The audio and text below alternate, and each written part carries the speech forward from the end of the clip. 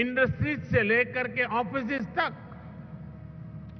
Factories से लेकर के घरों तक भारत में एनर्जी की जरूरत, एनर्जी की मांग बढ़ती ही जा रही है।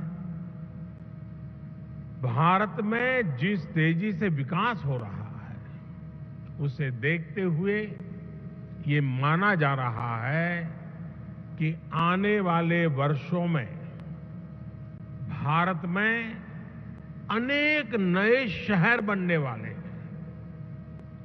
इंटरनेशनल एनर्जी एसोसिएशन ने भी कहा है कि भारत इस दशक में भारत की एनर्जी डिमांड दुनिया में सबसे ज्यादा होगी और यहीं पर आप सभी इन्वेस्टर्स के लिए, एनर्जी सेक्टर के स्टेक होल्डर्स के लिए भारत नई अपॉर्चुनिटीज लेकर के आया है। आज ग्लोबल ऑयल डिमांड में भारत की हिस्सेदारी 5% के आसपास है, लेकिन इसके 11% तक पहुंचने की उम्मीद है। भारत की गैस डिमांड तो 500% तक बढ़ने का अनुमान है। हमारा विस्तार ले रहा एनर्जी सेक्टर भारत में इन्वेस्टमेंट और कोलैबोरेशन के नए अवसर बना रहा है।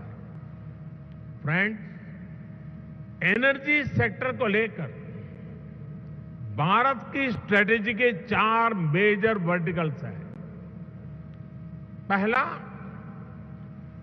डोमेस्टिक एक्सप्लोरेशन और प्रोडक्शन को बढ़ाना।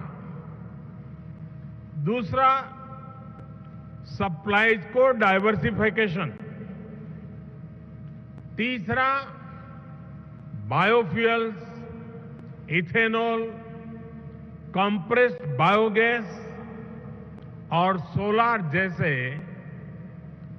ऑल्टरनेटिव एनर्जी सोर्सेज का विस्तार।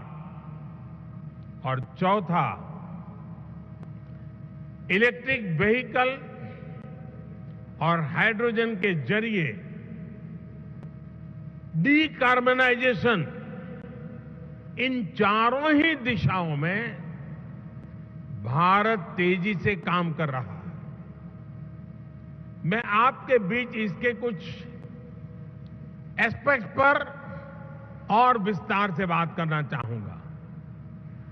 साथियों, आप जानते हैं कि भारत दुनिया में चौथी सबसे बड़ी रिफाइनिंग कैपेसिटी वाला देश है। भारत की वर्तमान क्षमता करीब 250 MMTPA की है, जिसे बढ़ाकर 450 MMTPA करने के लिए तेजी से काम हो रहा है। हम अपनी रिफाइनिंग इंडस्ट्री को लगातार इंडिजीनियस, मॉडर्नाइज और अपग्रेड कर रहे हैं। हम अपनी पेट्रोकेमिकल प्रोडक्शन कैपेसिटी को बढ़ाने की दिशा में भी बहुत तेजी से काम कर रहे हैं। भारत के रिच टेक्नोलॉजी पोटेंशियल और ग्रोइंग स्टार्टअप इकोसिस्टम का उपयोग करके आप सभी अपने एनर्जी लैंडस्केप का विस्तार कर सकते हैं।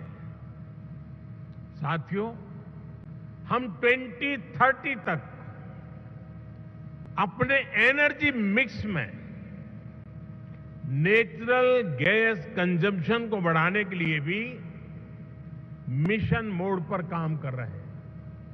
इसे 6% से बढ़ाकर 15% करने का लक्ष्य तय किया गया है।